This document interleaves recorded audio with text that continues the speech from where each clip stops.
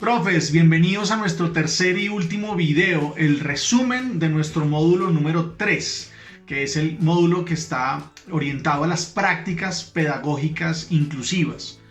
Como saben, hemos venido trabajando en Conexión Vital en tres ejes, en tres componentes que son una manera de abordar la educación inclusiva de modo que sea integral, de modo que alcance a tocar cada una de las distintas partes de la educación y de los distintos sectores de una comunidad educativa y del sistema educativo en general. Ha sido un muy valioso recorrido el que hemos estado haciendo. Hemos podido revisar todo el tema de las culturas y hemos tenido allí como eje central la toma de conciencia.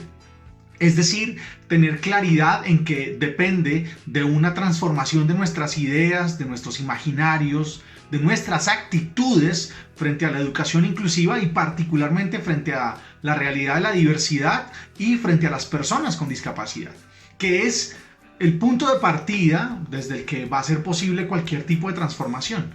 Pretender hacer transformaciones educativas sin que haya un proceso de toma de conciencia, de encontrarle sentido y de abordarlas de una manera humana, siempre va a ser como quedarnos un poco cojos frente a la transformación que se quiere hacer. Y también trabajamos las políticas.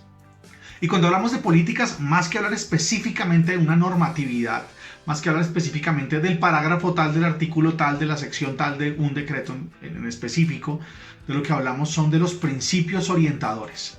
Principios orientadores que son conceptos, que son líneas estratégicas, que son unos pensamientos que van a trazar toda una línea y desde los que se van a abordar muchas de las implicaciones que tiene la educación inclusiva, y por eso también hablamos de qué es la discapacidad, quiénes son las personas con discapacidad, qué es educación inclusiva, qué es el derecho a la educación para todos y para todas. Y esos principios son los que van a verse desarrollados en legislaciones, en decretos, en normativas, en indicaciones de distintos lugares, tanto a nivel nacional como a nivel internacional. Allí el eje central también fue el concepto de discapacidad que encontramos en la Convención de los Derechos de las Personas con Discapacidad. Eso es fundamental. Luego de haber tratado estos temas, podemos llegar a las prácticas. Y esto es algo muy importante. Normalmente nosotros tenemos cierta tendencia, casi que una tentación, a buscar la receta, a buscar la salida. ¿Qué es lo que tengo que hacer yo en el aula con un estudiante? Y esa es una pregunta muy importante. Pero hay preguntas previas a esa. Hay preguntas que tienen que ver con el antes de lo que hacemos específicamente en el aula. Son las preguntas que hemos querido responder en el módulo de culturas y en el módulo de políticas. ¿Por qué hacemos esto? ¿De qué se trata? ¿Realmente quiénes están involucrados? ¿Esto es un tema de atender a una población o es un tema de transformar la educación? Aquí hay muchos elementos que hemos venido trabajando que tienen que ver con principios de humanidad, de reconocimiento, principios de no ver la educación como un acto específicamente cognitivo, sino un acto que tiene que ver con la integralidad de los seres humanos y un acto en el que nadie debería quedarse por fuera, ni los de la comunidad educativa que son papás, que son estudiantes, la misma gente que rodea los establecimientos, pero también todas nuestras gestiones, la directiva, la académica, la gestión de la comunidad, la gestión administrativa, y también, por supuesto, los docentes, que son un eje fundamental de la educación inclusiva. No se pueden quedar por fuera. Todas estas preguntas, todos estos temas, son un poco previos a ¿qué hago en el aula? Y por eso les hemos insistido que en el momento en que ustedes tengan la posibilidad de ser multiplicadores, que sean quienes socializan todos los aprendizajes de este proceso que hemos vivido en Conexión Vital con sus compañeros en el año 2021, tengan siempre presente que no se trata de hacer un taller sobre duda, que no se trata de hacer un taller sobre PIAR, sino que se trata de hacer todo un proceso muy bonito, muy importante y para el que tienen mucho material que les hemos dejado a disposición tanto en Colombia Aprende como en el portal de recursos de la Fundación Saldarriaga Concha, como en el grupo de Facebook de Maestros por la Inclusión y en todos los correos que les hemos enviado en este tiempo. Ahí hay mucho material para que hagan un proceso, que no consiste, les decía, en hagamos un taller del PIAR o expliquemos cómo se llena un formato y cómo se prepara una clase con duda. Eso es fundamental, pero antes de eso tendríamos que decir, oigan, se trata de transformar la escuela. Se trata de poner en el centro a los estudiantes. Se trata de convertirnos en una institución que cada vez más y cada vez mejor reconoce el talento y no la limitación o el error de las distintas personas que están ahí. En este poner en el centro a los estudiantes llegamos a las prácticas inclusivas. Las prácticas inclusivas tienen que ver específicamente con esa consigna, poner en el centro al estudiante. ¿Y cómo lo hacemos? Bueno, creemos que hay más o menos 3 pasos para poder hacerlo. Uno es conocerlos muy bien, identificar muy bien de qué se tratan sus vidas, de qué se tratan sus contextos, de qué se trata lo que ellos pasan en la cotidianidad. Lo segundo sería diseñar experiencias de aprendizaje muy significativas, experiencias que los involucren completamente y que estén pensadas para todos, no que estén pensadas para algunos. Y por último, pues es hacer los ajustes que sean necesarios con los estudiantes que así lo requieran. Cuando tenemos estudiantes con discapacidad en las aulas, podemos tener la tentación de hacer varias clases, ¿no? Preparar mi clase normal para unos estudiantes, hacer unas actividades para algunos y ponerle un trabajito a otro estudiante para que él vaya haciendo cosas. Y la educación inclusiva es mucho más que eso, es reconocer que los currículos no están en el centro, que los contenidos no están en el centro, son fundamentales, pero el centro es el estudiante. Así que arrancamos por decir, bueno, conozcámoslos. Y para conocerlos, el decreto 1421 tiene una herramienta que se llama la valoración pedagógica. La valoración pedagógica es un ejercicio de diagnóstico, no es un ejercicio de diagnóstico médico, es un ejercicio de una mirada pedagógica, un reconocimiento pedagógico del estudiante. ¿De qué se trata? De lo que cualquier maestro puede hacer cuando conoce a un chico. Y particularmente cuando este chico, cuando esta chica presenta alguna señal que me permite decir, tal vez aquí hay algo, tal vez aquí hay algo físico, tal vez aquí hay algo emocional, tal vez aquí hay algo que podría ser una señal de discapacidad, ¿verdad? Pues vamos a hacer una valoración pedagógica. Identificar qué le gusta, identificar qué lo motiva, identificar de dónde viene, cuál es su contexto, cuáles son las alertas en su desarrollo, qué es eso que nos llama particularmente la atención, cómo lo identificamos. Importantísimo, identificar qué hace bien, qué es lo que, en aquello en lo que es diestro, en lo que es hábil. Y, por supuesto, qué es lo que sabe hasta ahora, ¿sí? No partir de cero, ni dejarnos caer en esta trampa un poco prejuiciosa de algunas discapacidades que se consideran que impiden completamente el aprendizaje y que esa persona nunca va a aprender nada, ¿no? Cada estudiante sabe algo. Y partir de eso es una de las mejores maneras de lograr avanzar en el proceso. ¿Qué apoyos necesita y qué barreras en el contexto están apareciendo? ¿No? Es como un primer reconocimiento y con ese primer reconocimiento, valoración pedagógica, es posible hacer el registro de discapacidad en el sistema de matrículas, en el CIMAT. No olviden que les hemos enviado una cartilla que es un instructivo de cómo reportar los casos de niños, niñas y adolescentes con discapacidad en el CIMAT. Y no olviden que no se precisa, no es necesario tener obligatoriamente un diagnóstico médico. Qué bueno si se tiene, qué bueno si hay un certificado de discapacidad, pero si no lo hay, la valoración pedagógica es la herramienta necesaria. Luego de eso, bueno, en la relación con las familias, lograr que se haga ese proceso a través del sistema de salud o, en caso de que esté muy complicado, pues hacer el proceso también para que intersectorialmente entre Secretaría de Educación y Secretaría de Salud se coordine la atención de este estudiante en particular. Esa es la valoración pedagógica. Un primer momento de reconocer, de identificar, de darse cuenta quién es el estudiante y ahondar un poquito en los elementos que nos podrían servir para dar inicio al proceso de educación inclusiva con ese estudiante que va a permear todo el ambiente y que va a permear incluso transformaciones a nivel institucional. Luego está el diseñar experiencias que sean para todos. Y aquí hablamos, el decreto nos propone una herramienta en particular, una estrategia pedagógica en particular que hemos denominado el diseño universal para el aprendizaje. Si ustedes me lo preguntan, el diseño universal para el aprendizaje es básicamente organizar una manera de hacerle caso a muchas de las intuiciones y de las transformaciones pedagógicas que se han venido dando en los últimos años. Lo que pasa es que conocemos muchísimo mejor el aprendizaje humano hoy de lo que lo conocíamos hace 30 años o hace 20 años.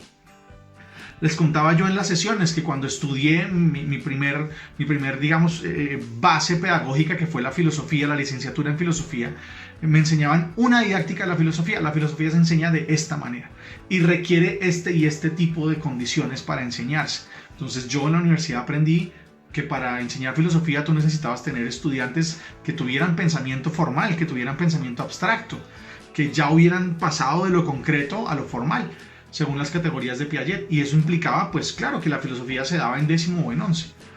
Pero años después empecé a encontrar muchos proyectos de filosofía para niños. Y eso me pareció impresionante porque rompía con la lógica de la didáctica que me habían enseñado. Claro, es que se había reconocido que había otras maneras de enseñar y otras maneras de aprender esta disciplina en particular. Pero lo mismo sucede con cualquier otra, con la matemática, con la química, con la física, con las ciencias sociales, con las ciencias naturales, con las artes, con una cantidad de cosas. Porque hoy sabemos más del aprendizaje humano de lo que sabíamos en tiempos en los que hablar y escribir en un tablero era la única posibilidad.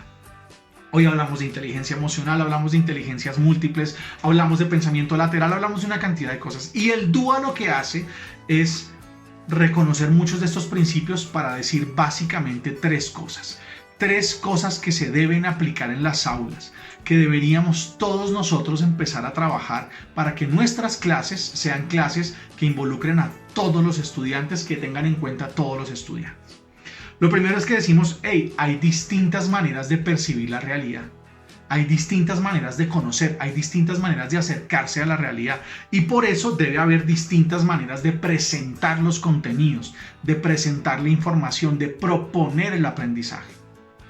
Si hay personas que les va mejor escuchando, pero otras les va mejor viendo, pero otras les va mejor manipulando objetos, pero otras les va mejor leyendo, pero otras les va mejor experimentando cosas, otras les va mejor planteándose preguntas y empezando a buscar las maneras de resolverlas, pues debería haber para cada uno de estos pasos unas maneras específicas de presentar la información. Lo que estamos diciendo en el fondo es, no olvidemos que no todo el mundo aprende de la misma manera y por eso cada clase tendría que tener distintas formas de proponer el aprendizaje. Eso es fundamental.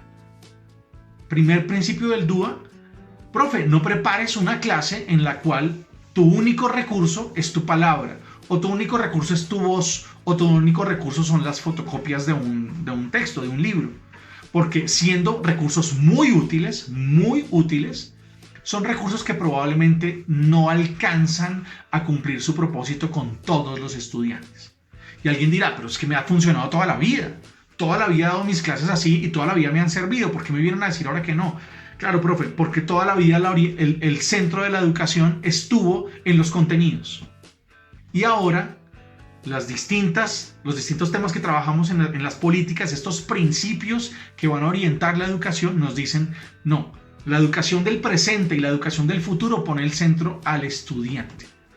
Entonces es probable que tu estrategia anterior no sea del todo la más acertada o por lo menos no esté completa. Puedes complementarla con muchas cosas que básicamente son herramientas que puedes ganar para ser más versátil, para ser más hábil, para ser una persona muchísimo más diestra a la hora de trabajar con personas que son distintas. ¿Quiénes? Los tres que llamamos de inclusión. Error, no son tres de inclusión, son todos de inclusión. ¿Y quiénes son los que aprenden distinto? ¿Los que tienen algún tipo de condición certificada como discapacidad? No, todos son los que aprenden distinto. Y esto nos va a permitir ser mucho más ágiles y hábiles con todos los estudiantes. Y por supuesto, responder también a algunos que particularmente tienen una limitación. Entonces, ya está nuestro primer principio. Nuestro segundo principio es, las personas se expresan diferente. Algunos de los que compartimos este proyecto nos va mejor hablando, a otros les va mejor escribiendo, a otros les va mejor haciendo cosas, a otros cuando los pones delante de un público a hablar se llenan de nervios y la cabeza se les pone en blanco. Pero si les entregas una hoja son unos maestros. O si les entregas unos materiales, o si los pones a hacer dibujos, o si los pones a hacer diagramas y síntesis, infografías.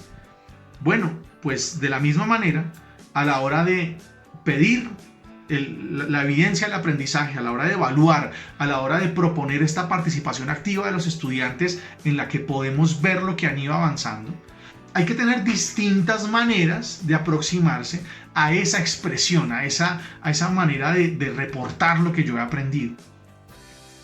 El segundo principio del DUA significa, profe, no hagas una manera de evaluar, no tengas un formato de recibir la información. Me tienen que escribir un ensayo de 3 hojas.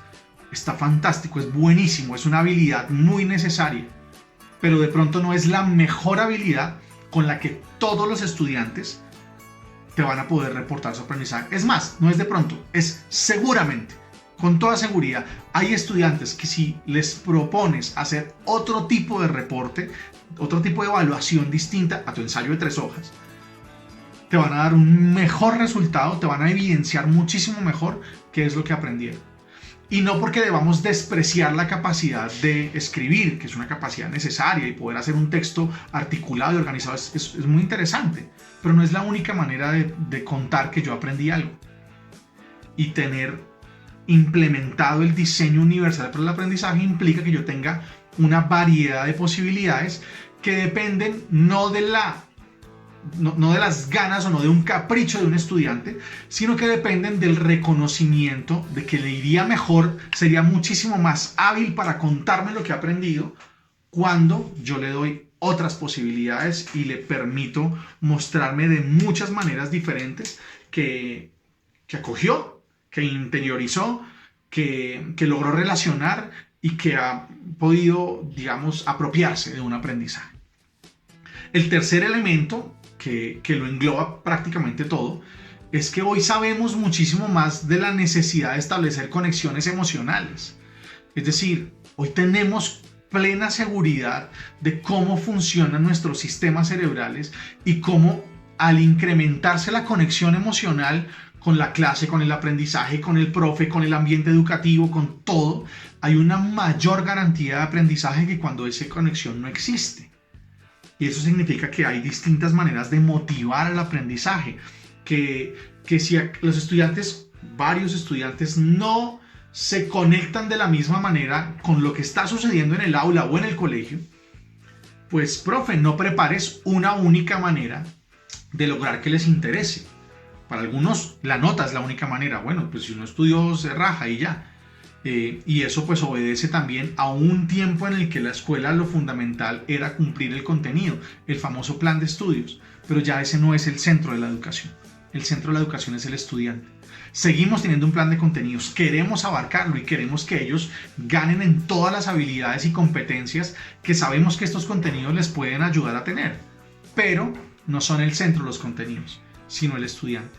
Y por eso reconocer de qué manera se motivan, se conectan con esto, pues es fundamental.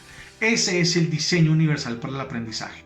Distintas maneras de presentar la información, de compartir el conocimiento, distintas maneras de permitir la participación, de permitir el reporte, de permitir la expresión, es decir, de evaluar, y distintas maneras de motivar al aprendizaje. Porque lo que queremos es que cada clase sea una experiencia significativa para todos los estudiantes.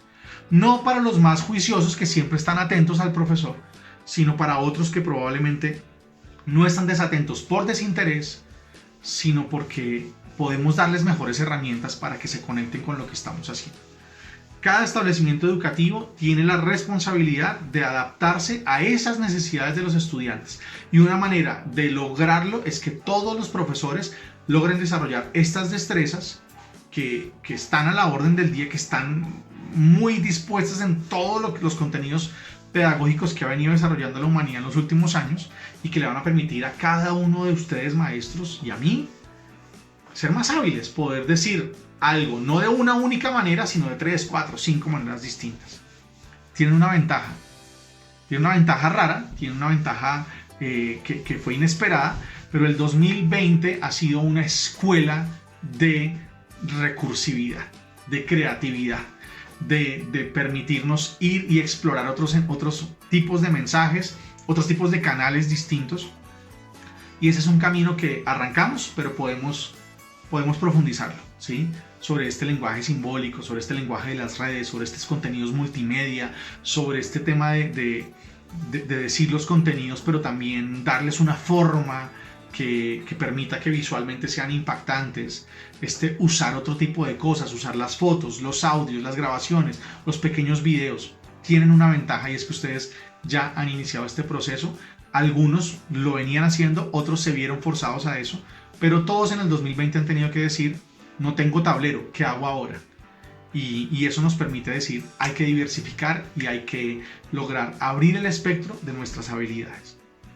Tenemos la valoración pedagógica, tenemos el diseño universal para el aprendizaje, pero tenemos también una herramienta muy importante que es específicamente para los estudiantes con discapacidad, para todos los estudiantes con discapacidad que están en un aula de clase, y es el Plan Individual de Ajustes Razonables, el famoso PIAR. ¿De qué se trata el PIAR? Bueno, el PIAR es un proceso pedagógico que se documenta.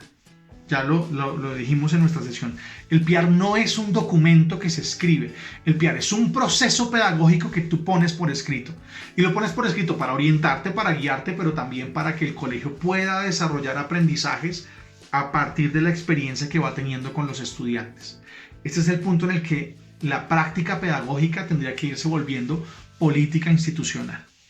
Los PIAR son fundamentales no solo porque me van a permitir trabajar con Martín, trabajar con María Camila, trabajar con Joaquín, trabajar con Jacinto, trabajar con Laura, sino porque el PIAR me va a permitir que la institución educativa aprenda y se transforme a partir del reconocimiento de cuáles son sus barreras, cuáles son los obstáculos, cuáles son las costumbres que hay que cambiar, cuáles son las normas que hay que ir transformando para lograr responder a las necesidades de estos estudiantes en particular y para eliminar esas barreras que no están en ellos, están en sus entornos, están en sus aulas, están en sus maestros, están en las actitudes, están en las formas de evaluar, están en las formas de dar clase. No porque hayamos querido intencionalmente ponerles barreras, sino porque venimos de una cultura larga que nunca los tuvo en cuenta. Así que ahora, tenerlos en cuenta, incluirlos efectivamente en el aula, implica hacer ajustes que permitan tener en cuenta sus limitaciones, pero especialmente sus capacidades, y sobre todo eliminar barreras. Tener en cuenta sus limitaciones, sobre todo tener en cuenta sus capacidades, pero además eliminar barreras que están en el entorno. Entonces, el Plan Individual de Ajustes Razonables es un proceso pedagógico que hemos trabajado en 4 pasos. El primer paso tiene que ver con caracterizar al estudiante. Como ahondar, profundizar, ser más específicos de eso que al inicio de nuestro conocimiento del estudiante hicimos en la valoración pedagógica. Como es un punto inicial, como es un punto de partida, la valoración pedagógica tiene un conocimiento que se profundiza en la caracterización del PIAR. Su contexto familiar, de qué se trata su vida, etcétera, clase de cosas. Cómo aprende mejor, qué sabe, de dónde viene, todo este tema contextual. Esa es la primera parte. La segunda parte tiene que ver con la identificación de sus capacidades. Identificar las capacidades es importantísimo porque lo que me va a permitir es reconocer por dónde aprende mejor este estudiante. Son todas estas preguntas del PIAR que podemos hacer para darnos cuenta cuál es la relación, la mejor relación que podemos establecer entre el aprendizaje y el estudiante. ¿Y eso quién no nos los va a decir? Pues, ¿cuáles son las mejores características de este estudiante? Sus gustos, sus intereses, sus expectativas, sus habilidades, sus competencias. ¿Cuáles son sus mejores cualidades y qué aprendizajes ya tiene? Entonces, aquí estamos respondiendo a preguntas. ¿Cómo aprende él? ¿Cómo aprende ella? ¿Qué es lo que ya ha aprendido antes de mí? O sea, no soy la primera persona que entra en contacto con este estudiante en particular. Ya tiene que saber cosas. Bueno, vamos a identificarlas. No vamos a partir del prejuicio de no, es que no sabe nada. Al contrario, vamos a ir a identificar qué es lo que ya puede hacer. ¿Qué quiere aprender y qué va a aprender? Aquí es donde empezamos a mirar cómo se flexibiliza el DBA, cómo se flexibiliza el currículo, cómo se flexibiliza la evaluación. Hacemos ajustes razonables, tercer punto. Es decir, nosotros a partir de esta caracterización, a partir de reconocer las capacidades, a partir de identificar las barreras, pues empezamos a darnos cuenta qué es lo que hay que ir transformando.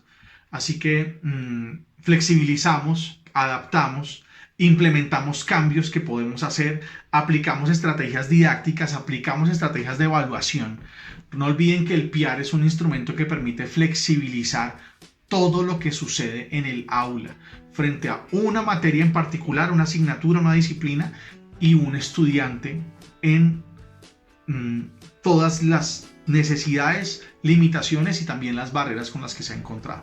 El PIAR nos permite flexibilizar, esa tiene que ser la consigna, flexibilizar contenidos, evaluaciones, didácticas, absolutamente todo.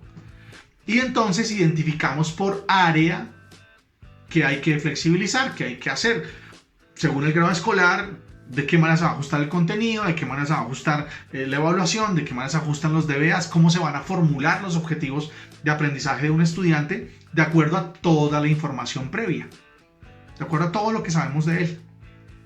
Y cómo se va a hacer esto en matemáticas, en ciencias, en lenguaje y demás, etcétera, ¿no? Entonces, ya el PIAR ha abarcado todo lo que tiene que ver con el estudiante, lo reconoce sus capacidades, reconoce las barreras que hay que eliminar e implementa ajustes. Ahí están nuestros 4 pasos. Caracterizar, identificar capacidades, identificar barreras y proponer los ajustes. Y luego lo que sucede es el proceso institucional. O sea, yo he hecho mi PIAR, lo he estado actualizando, trabajo con los estudiantes, a cada uno le tengo uno y los demás docentes que están entrando a esta aula pues tienen en cuenta también todas estas observaciones, las complementan. Pero llega un punto en el que el PIAR nos empieza a hablar de la institución más que del estudiante, porque hemos venido trabajando con él en el aula. Y el PIAR nos va a decir, oigan, en el plan de mejoramiento institucional tendríamos que tener en cuenta estas cosas. Frente a algunos de los actores de la institución educativa, frente a algunas de las acciones que tenemos o frente a algunas de las estrategias que usamos. Entonces, el PIAR nos va diciendo qué y quién debe ajustar cosas y cómo se deben ajustar a nivel institucional. Entonces tiene un fuerte componente personal que tiene que ver con este estudiante y cómo vamos a flexibilizar de acuerdo a lo que hemos aprendido de él, de cómo es, cómo aprende y con qué barreras se encuentra. Pero luego también nos va diciendo, hey, colegio, hay que ir haciendo transformaciones de lo que este PIAR nos ha ido evidenciando, que son nuestras grandes barreras. Entonces aparecen unas recomendaciones para el PMI, para el Plan de Mejoramiento Institucional. Y estas recomendaciones se convierten entonces también en unas maneras formales de tener acuerdos, ¿no? Hay un acta de acuerdos con las familias, compromisos que tienen que ver con el colegio y compromisos de lo que se implementa en casa y también lo que sucede en el PMI que se debe registrar. Entonces, aquí nos entra la familia en acción. Hemos tenido la evaluación pedagógica, hemos tenido el DUA, hemos tenido el PIAR y el PIAR termina en algo que implica y requiere, esta acta de acuerdo, requiere que tengamos una muy buena relación con las familias. Y por eso hemos dicho en nuestra última sesión, las familias son fundamentales. Las familias deben estar involucradas en este proceso.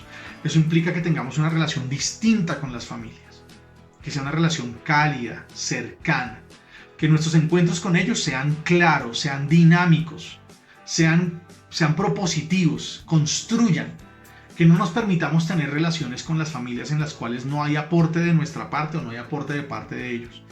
Que no nos permitamos tener relaciones con las familias en las que creemos que una reunión de 7 puntos es gestión de la comunidad, porque eso no permite realmente generar el tipo de vínculos que la educación inclusiva y toda la educación en general requiere entre institución educativa, docentes y las familias de estos chicos o algunos de sus cuidadores. Entonces, necesitamos esta relación distinta, mucho más cálida, mucho más tranquila. Necesitamos que ellos conformen redes de familias inclusivas, que hagan el acompañamiento, se hagan acompañamiento entre ellos, que hagan control social, control ciudadano de lo que está sucediendo en el colegio y en la Secretaría de Educación, que permitan que se garanticen los derechos de ellos, pero siempre ojalá en una lógica de poner a los chicos en el centro, una lógica donde no es que el papá quiera tener razón, no es que el profe quiera tener razón, no es que se están todo el tiempo como en una controversia, sino que pongamos a los estudiantes en el centro, pongamos a cada persona en el centro y que logramos comprender. La empatía es fundamental para todo lo que estamos proponiendo y esta posibilidad de ponerse en los zapatos de una familia que probablemente ha vivido muchísimas dificultades porque las mismas barreras que se enfrentan los estudiantes con discapacidad, las personas con discapacidad, se enfrentan su círculo más cercano. Algunas las ponen ellos, pero algunas barreras las sufren ellos también. Y de eso pues hablamos también en nuestras sesiones. Así que tenemos todo este proceso de prácticas que implican no solamente lo que pasa en el aula, sino lo que pasa con las familias, lo que pasa en el aprendizaje institucional de una autoevaluación de fin de año o de un plan de mejoramiento. Y son las herramientas que tenemos. La valoración pedagógica, el diseño universal para el aprendizaje como herramienta didáctica, el plan individual de ajustes razonables como proceso pedagógico, que también es un instrumento que va a documentar todo eso que estamos haciendo, y mejorar esta relación con las familias a partir de unos puntos específicos. Algunos de esos están en la presentación que les enviamos de la última sesión, de la sesión 8. Podríamos profundizar en muchísimas cosas que tengan que ver con el conocimiento particular de ciertas discapacidades, de los tipos de discapacidad, de cómo afrontar mejor las distintas particularidades y limitaciones de algunas y las barreras a las que más se enfrentan estos tipos de discapacidad. Yo los invito a profundizar, los invito a ahondar en este tema, los invito a ser cada vez más conscientes de la importancia que tiene abrirnos a la posibilidad de darles herramientas, de darles habilidades para que tengan una vida independiente, personas cuya expectativa es siempre depender de otros, no porque su condición así lo requiera, sino porque la sociedad los ha tratado como personas que no pueden valerse por sí mismas, cosa que es una gran mentira y un gran error. ¿Y quiénes están en la posibilidad de cambiar esa historia y de abrir muchas posibilidades? Ustedes, maestros, ustedes, maestras, que tienen el conocimiento y que tienen además esta posibilidad tan increíble de la socialización y de la convivencia, que es lo que nos hace a los seres humanos forjarnos en nuestra voluntad, en nuestra libertad, en nuestro aprendizaje, en nuestra independencia, para tener una vida adulta plena, feliz y en la que gocemos de todos nuestros derechos y hagamos aportes reales a una sociedad que tanto lo necesita. Gracias por haber hecho parte de este proceso. Gracias por haber sido constantes en todo esto. Gracias por consultar los materiales, por cualquiera que haya sido el tipo de participación en medio de circunstancias tan complejas como las del 2020. Y gracias por haberme permitido, particularmente a mí, acompañarlos en este tiempo, en todo el camino que hicimos. Y espero que esto realmente sea útil para ustedes, pero especialmente para los chicos, para las chicas, para los adolescentes con discapacidad que tengamos en las aulas y para todos los demás. La educación inclusiva no es un favor que le hacemos a una población. La educación inclusiva es nuestra posibilidad de transformar la educación hacia lo que se requiere en el futuro. Muchas gracias y un abrazo para todos.